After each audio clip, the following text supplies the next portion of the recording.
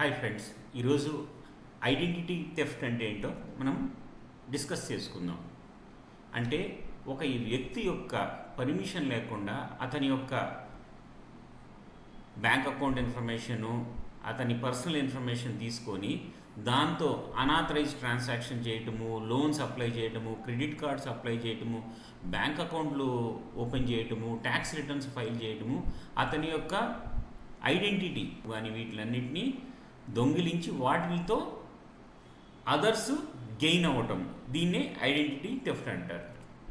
So types ఏంటి అంటే, వ్యక్తి యొక్క ఫైనాన్షియల్ ఐడెంటిటీ థెఫ్ట్ చేసి దాంతో లోన్స్ తీసుకోవటము, వాళ్ళ పేరు మీద మనీ విత్డ్రా చేసుకోవటము, దాని తర్వాత ఫేక్ ఐడెంటిటీ కాంబినేషన్స్ క్రియేట్ చేయటము, real PAN card plus fake నేమ్తో మనము సింథటిక్ ఐడెంటిటీ క్రియేట్ చేయటము, తర్వాత ఈ ఫేక్ రిటర్న్స్ ఫైల్ చేసి రీఫండ్స్ని క్లెయిమ్ చేయటము, తర్వాత వాళ్ళ అకౌంట్స్ని ఈమెయిల్ని యూపీఐని వీటిలన్నింటినీ యాక్సెస్ చేసుకొని అనాథరైజ్డ్ ట్రాన్సాక్షన్ చేయటము, ఇలాంటివన్నీ కూడా ఈ థెఫ్ట్ కింద వస్తాయి.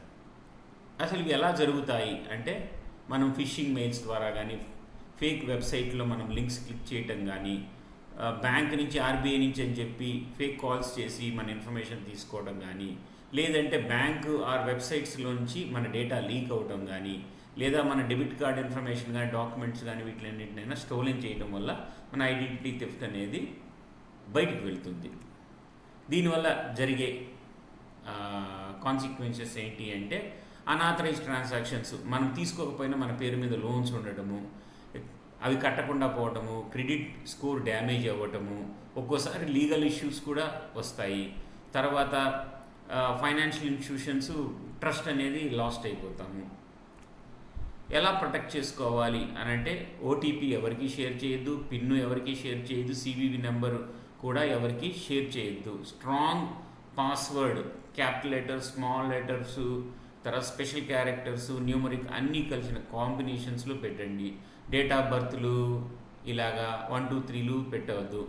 మీ క్రెడిట్ రిపోర్ట్ని ఎప్పటికప్పుడు వెరిఫై చేసుకోండి. ఏమైనా మీకు సంబంధం లేని లోన్స్ ఏమన్నా ఉన్నాయేమో. 2 ఫ్యాక్టర్ ఆథెంటికేషన్ అంటే, ఒకటి పాస్వర్డ్, రెండోది ఓటీపీ కానీ, థర్డ్ పార్టీ ఆథెంటికేటర్స్ కానీ మీరు యాక్టివేట్ చేసుకోండి.